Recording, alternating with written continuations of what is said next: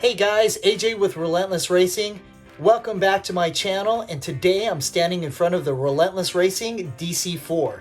It has the B20V that I built, and today's video is going to talk about installing piston rod assemblies into a block.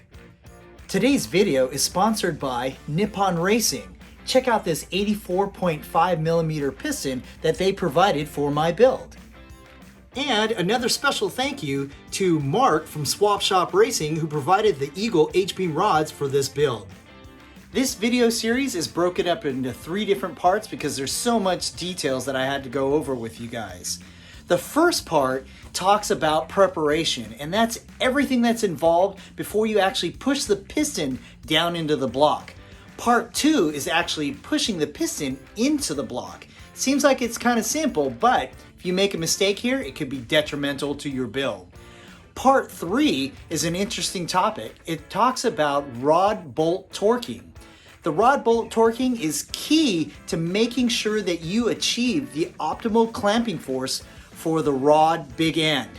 Hope you guys enjoy this video. If you guys have any questions, hit me up in the comments or DM me.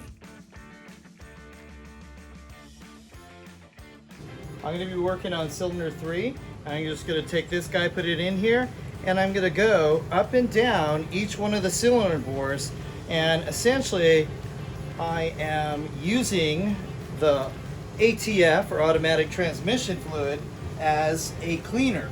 And I'm trying to clean all of the little tiny bits of debris that I can't get out that are within the cross hatches that were left by the machine shop. So after we hit it with this, I'm going to take a dry towel, the same way that I folded this one, and I'm going to put it down in here and see if it's clean.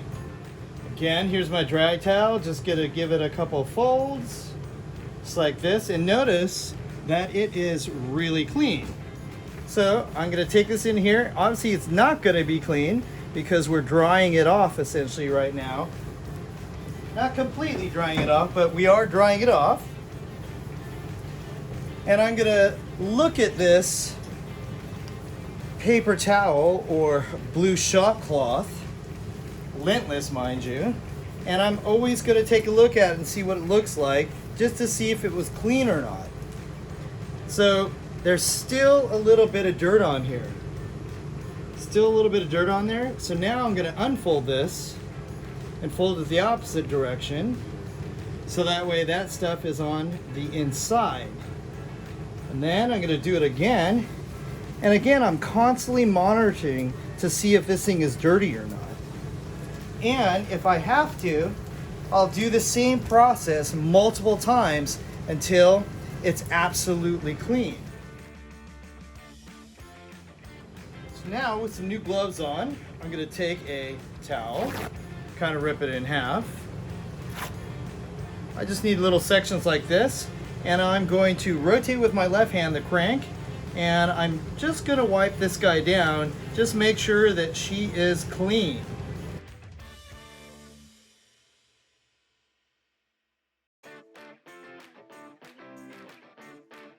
Now we're going to apply some engine lube. This is the stuff that I use. This is Ackerley & Childs. You can get it on the internet.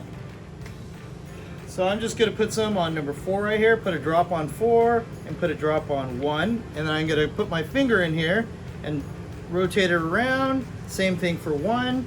And do this little action just like this. Take your left hand and rotate the crank back and forth. That's 1. Rotate 2 and 3 so that they're up.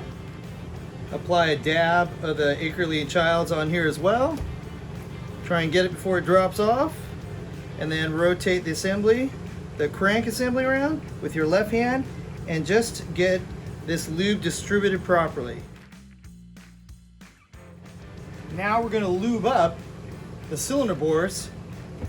New gloves, same Ackerley & Childs, and I'm just going to pour some in my hand right here and just coat the whole inside of the bore. To look inside the bores, notice they're very shiny, and that's the engine lube. And again, that is Ackerley & Childs. But that's what it looks like on the inside. So I've used these bolts before, and I use this little form right here. that helps me check out the free length. So these ARP bolts are totally reusable, but you need to check them and make sure that they're still good. And so what I do is I mark on there, you can see the little I on there, meaning the intake side. So when you look at my piston assembly, you can see that that is on that particular side. So that is the bigger reliefs, therefore that is the intake side. So I have a little I written on there, and then actually on the other side I have an E that's written on there. It's upside down, but you can still see that. So you have to record the free length of these particular bolts. And so back when I used these things back a long time ago, you could see the intake for number 1 was, let's see here, 1.8935 is what I measured. So you're really supposed to measure underneath the head of the bolt for a free length, kind of like that. So you want to measure from the under the head all the way in. I like to measure it this way because it's much easier to measure. And you want to rotate this thing around until it sits nicely. And look, the size of the bolt has not changed. And how I know that is because last year when I put this thing together, it was 5.8935, and again it's still 5.8935. So that bolt is good. So you'll only have to go through and check every single one of these bolts, and again record them just like I did, and then you could do another one. So today's date would go right here, and I would record 1.8935. And as long as these things are within 1/1000th, 0.001 of the original length, that bolt is good. All I do to prep them is I use a little bit of isopropyl alcohol.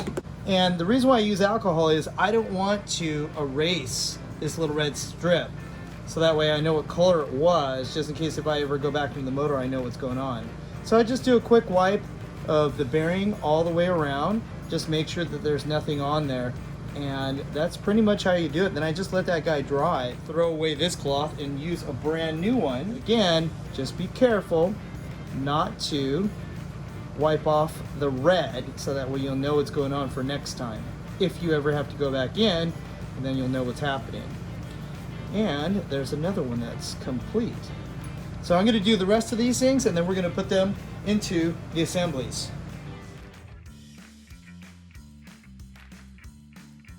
Here is the piston rod assembly for cylinder 1. You can see that it has a floating pin in here, everything's been all lubed, and it uses a spiral lock on the wrist pin right there. But let's look at the rod right now. Check out this rod. This is an eagle rod. This is an H-beam. And you can notice that there are little sections like right in here, and then there's one on this side as well. Can you see that? Let me flip it around over here. You can see it right there. So what I did was I noticed there was writing on here. You can flip this rod around however you want, but to line up the cap properly, because these are match machined, you want to make sure the cap goes on the same way every single time. You could see writing on the end cap here and at the bottom of the rod right here too. So that writing, so I said, hey, the writing's always going to be on the intake side. And then these little guys that I just showed you before, which are also on the intake side, behind the intake side right here, you can see that little divot right there and this little divot right here. That's where the bearing fits in. So here's the bearing right here. That guy right there is what goes in that little divot. And so all the bearings are the same. Look, here's two of them right here. So these will actually fit together. Once they're in the rod and the end cap, they'll fit together like that. Okay? Let's put them in. So we have to prep the rod first. And to prep the rod, we are going to clean the bottom of the rod where the bearing sits with some acetone. So do the cap as well. Get a new piece of cloth with some fresh acetone on it. And now you're going to wash the cap. We can also clean the faces where they interface.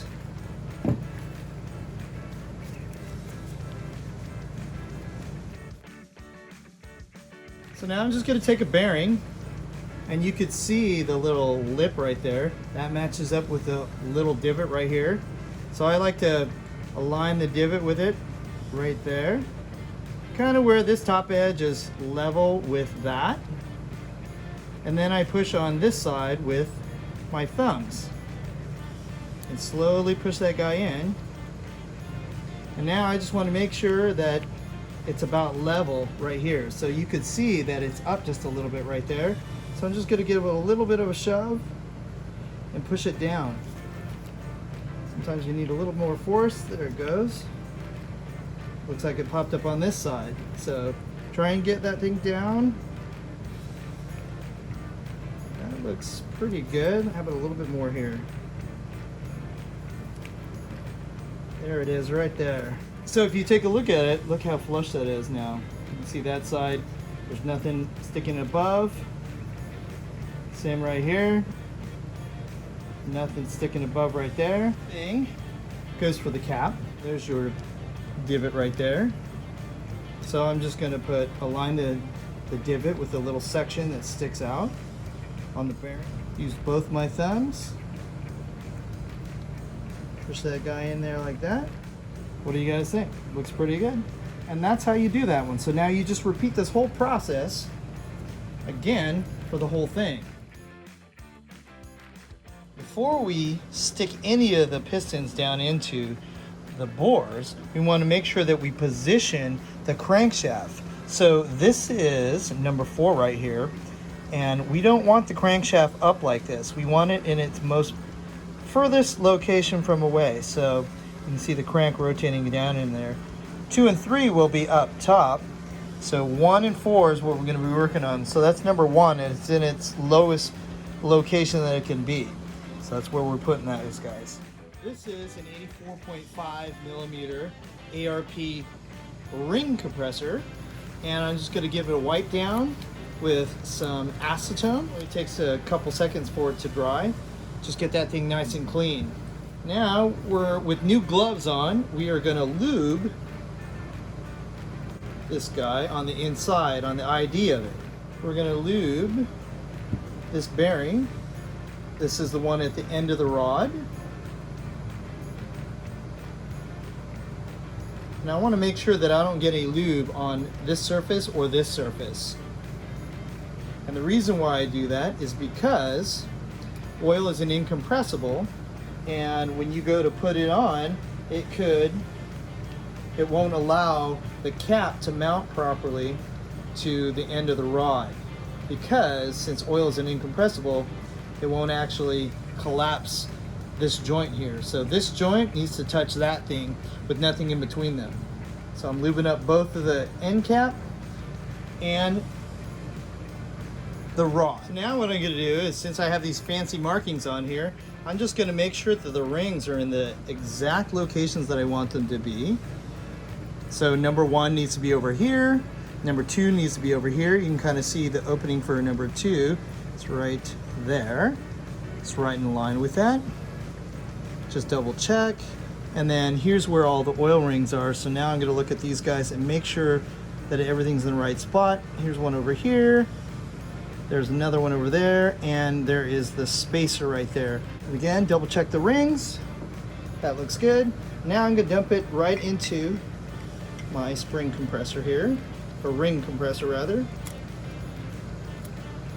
Make sure that the number 1 is good. Can I see the number 2 before it goes in there? Number 2 looks pretty good. If you need to move it over, then go ahead and move it over. There we go. And I'm going to do it so that way it sticks out just a little bit out the bottom. You can see the skirt sticking out of the bottom right there. That's going to help me when I go to put it in. So let's lay this down and we'll walk it over to the block. So this is cylinder 1. I already have the crank positioned as in the furthest location away, and I also lubed the cylinder bore with my engine assembly lube. So now I'm going to drop this thing in. I want to make sure that I have everything positioned properly. The big reliefs are the intake. This is the intake side. This is the exhaust side. Look, here's the dipstick. The exhaust would be right over here. So now I'm just going to drop this guy in, and I want to make sure not to hit the bores because it could score the bores. And so then now I'm just going to position this guy in here. And you got to get this thing nice and straight, otherwise it's not going to go in. Get her nice and straight. And now I'm going to rotate the piston assembly just so that way it looks nice and square. And so I'm looking at the line right here, just make sure that's square, and I'll rotate it around. And then I'm going to make sure that this thing is actually pressed down on the block and it is flat. And so you should be able to push this thing down in without hardly any force, just with your thumbs, and just push this guy down. And now it's in the bore already. So I'm going to push it down a little bit further.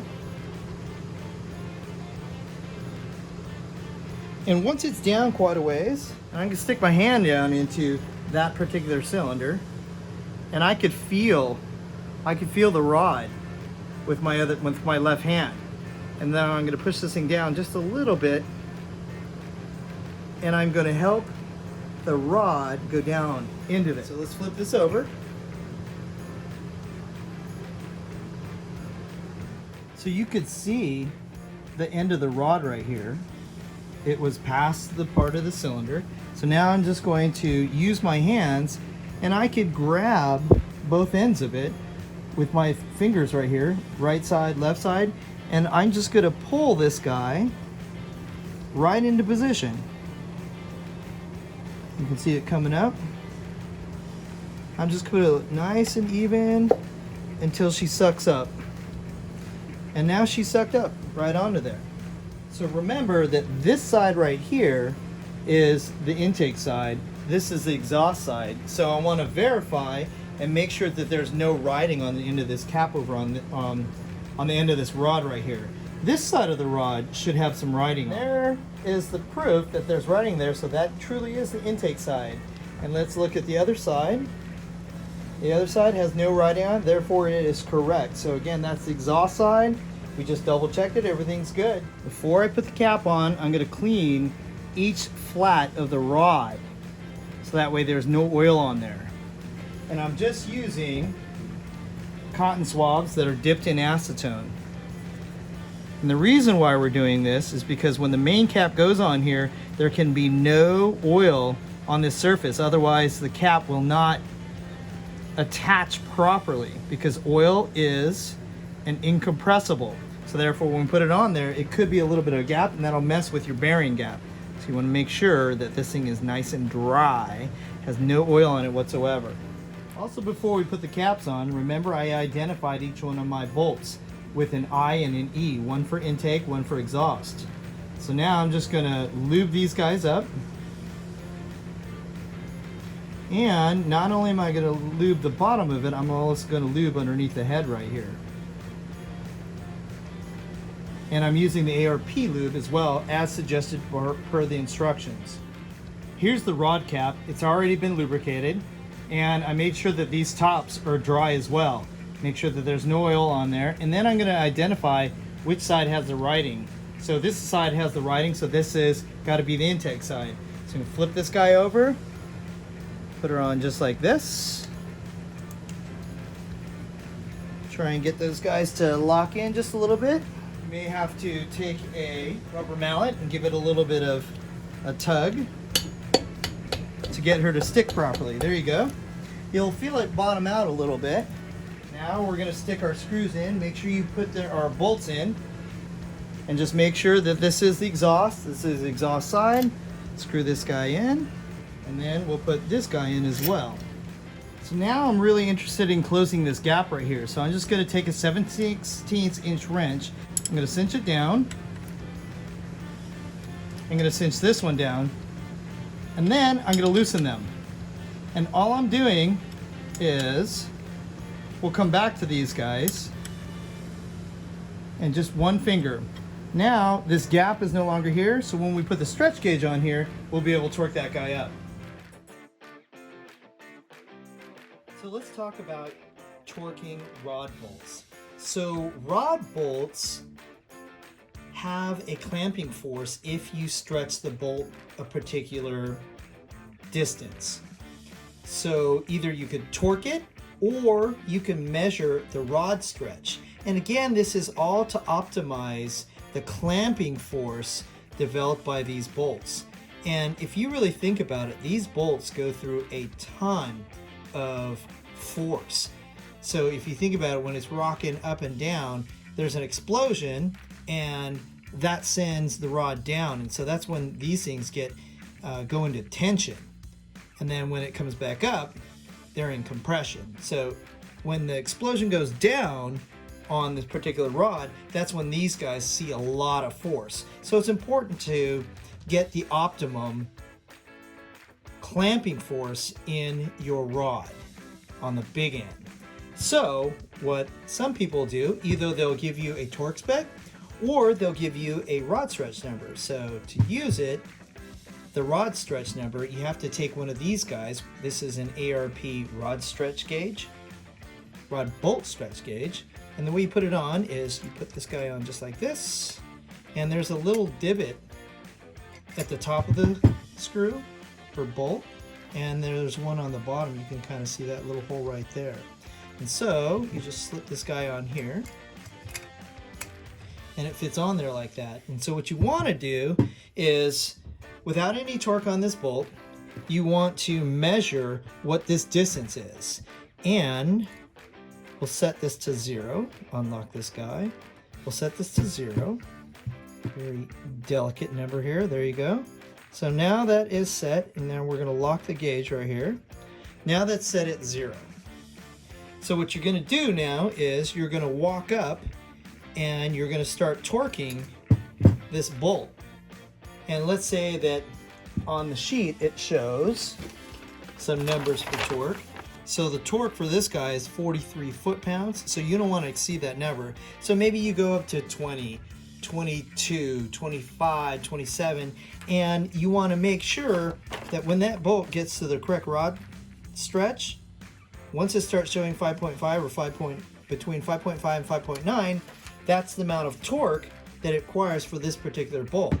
Now, theoretically, you could just do one of the bolts, but if these bolts are from a different material lot, that amount of torque will be different for every single one of these bolts. So that's why I don't follow this particular method. My method is a little bit different. I don't use the torque wrench. I merely use just rod stretch. And so that's why I'll be using 2 of these guys on the motor, and I'll do it on the motor with 2 of these, and I'll watch it until I get each bolt to 5.5 to 5.9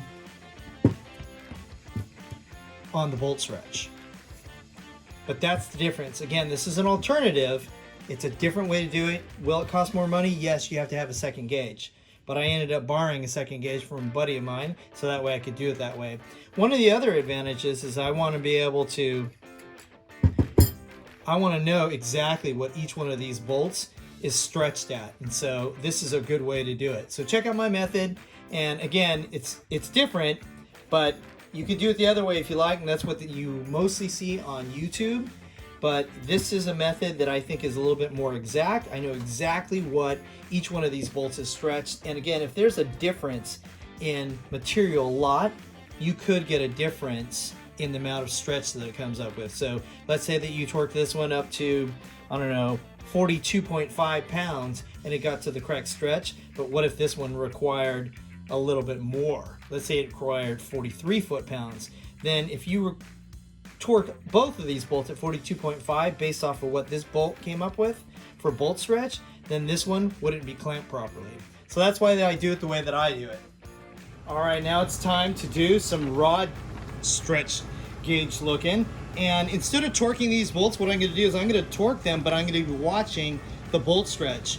In the instructions for these rods, it tells you for these bolts we want 5.5 thousandths to 5.9 thousandths. So I'm going to be using a rod stretch gauge. I actually have 2 of these guys that are made by ARP. Part number is 100-9942. You can see that right there. And then all you got to do is open these guys up and see what they take a look like. So the reason why I'm going to be using 2, this is the first time I'm using 2 actually, is I wanted to torque up both of the bolts at the same time. So in the instructions for ARP, it tells you that they want a preload on this guy of about 0.200 to 400. So if you look at the little dial right there, the little dial reads, what is that, a 0.5? And so they want it to read between 0.7 to 0.9 when it's attached to the bolt.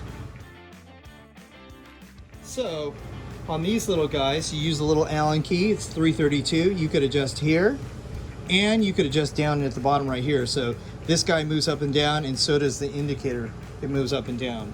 So let's take a look and see what it looks like on the block.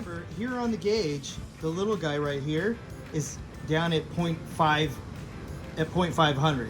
So we want that to read at least 0.7. So let's just check it. How you put it on is you just put the top on and you push down until this section goes past the bottom of the screw, and then you can slide it on.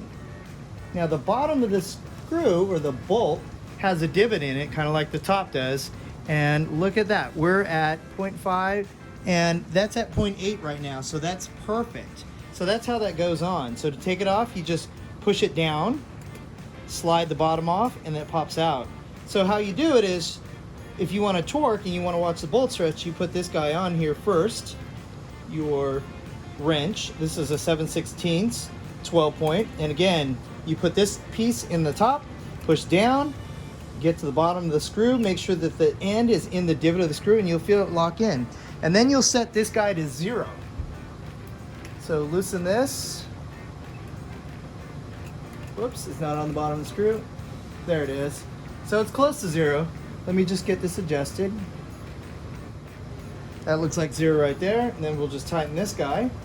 Now to stick the other one in, we'll do the exact same thing, but we'll use a different wrench.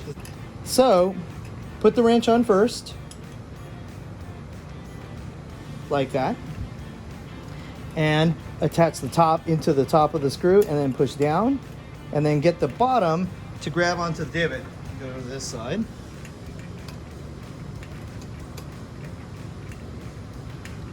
And if you look at this one's also at 0.8. So this one started at 500 as well. And so now we're just going to adjust this right here, your width zeros.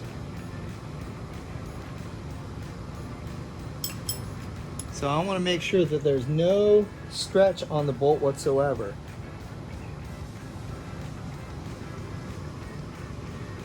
And so how you check there's no stretch, if you loosen this bolt, that is its freestanding length. But as you torque it, it should stretch. So let's tighten this thing up.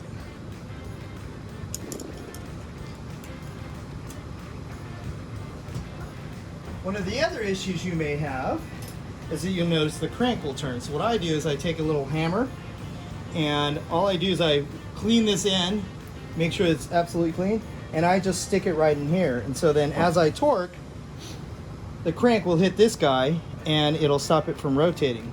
So here you could watch the gauges, and I'm going to slowly rotate these guys up until they get to 5.5 to 5.9 thousandths.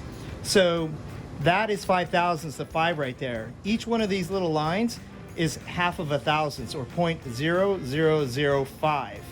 So we want to get to 5.5, that's 6. So somewhere right around 5.5, which will be the first line after the 5, above the 5. So let's torque these up and see what they look like. And so I'm going to pull on this guy. Let me see if I can do this. And you'll watch it move. Let's see if I can rotate this thing like this. So I'm just going to tighten these down slowly, one by one.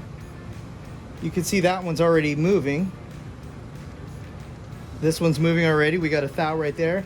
And so I'm going to move both of these slowly up in the range. And you could use these as one. A lot of people will measure these by torquing them, but I kind of want to do it this way because it's different. You saw the crank move right there. Okay, so this one's at 2, this one's at 3, so let's bring this one up just a little bit. I should have put a larger wrench on here. And then this one, let's torque it up a little bit more. Oh, sorry, that's only, that was, so now it's at 2. This one is at a little bit more. You know what, let me grab a leverage bar. Okay, so I put this bar on here. This is the bar that's actually for the engine stand. So let's just use that for a little bit of leverage. So that's actually at 2 thou right now. This one's at 2 thou. Before I was reading the lines in between, so that's at 2 thousandths right now. So let's grab this guy and see if we can't get it to move a little bit.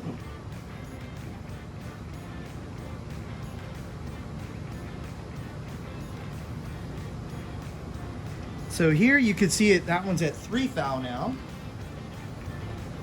This guy,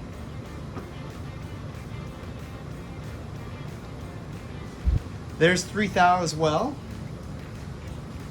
And you don't have to move in these small increments, but I'm just trying to show you guys what's happening. So let's try. Wow, that thing's tight. I need a leverage bar on this one as well. Okay, so I found a 29mm socket that I'm going to use to hang on to this thing. It'll give me a little bit more torque, if you will, or something more to grab onto instead of this knife edge on this wrench. So let's just try and get this thing up to 5. Let's see how she looks. Hope you guys can see that.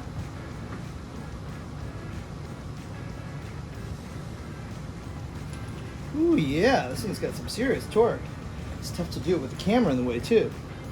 All right, so that one is about at 4. Let's get this guy to 4.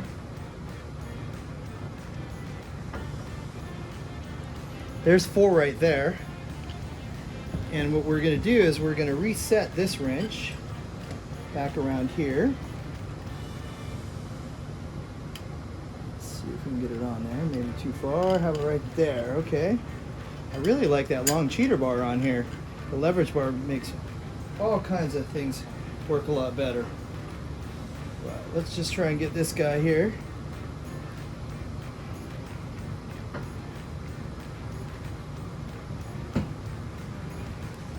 Almost at 5.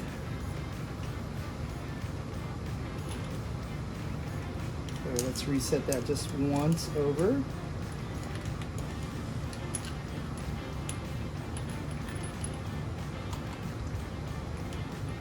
And make sure you guys can see as well.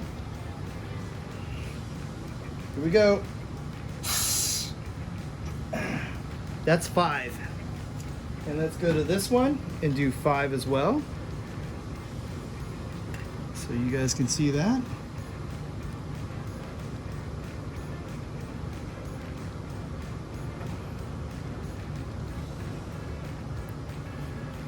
That's 5 right there. So now all we gotta do is get 0.5. So I'm gonna zoom you guys up. Okay, let's try and get this 5.5 right here. Here we go.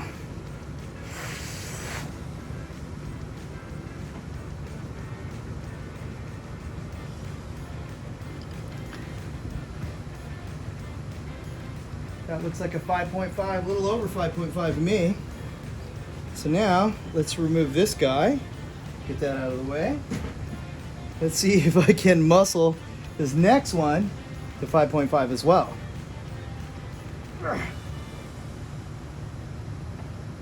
There's 5.5. That's clearly above 5.5. Yep, perfect. All right, that looks pretty good. And that's how I torque those guys up, using 2 rod bolt stretch gauges. Here's the rotating assembly, fully torqued up. And here is the rotating assembly, looking from the top. Wow, that video had a lot of detail in it. If you guys have any questions or suggestions, please DM me or you can leave it in the comments. So don't forget to like, follow, and subscribe. And thank you so much for watching my video and following my channel. You didn't think I'd let you get out of here without listening to my motor, did you? To anybody that's out there that is building something rather than buying it, I have great respect for you. This is AJ with Relentless Racing. stay relentless, and I'll see you guys on the track.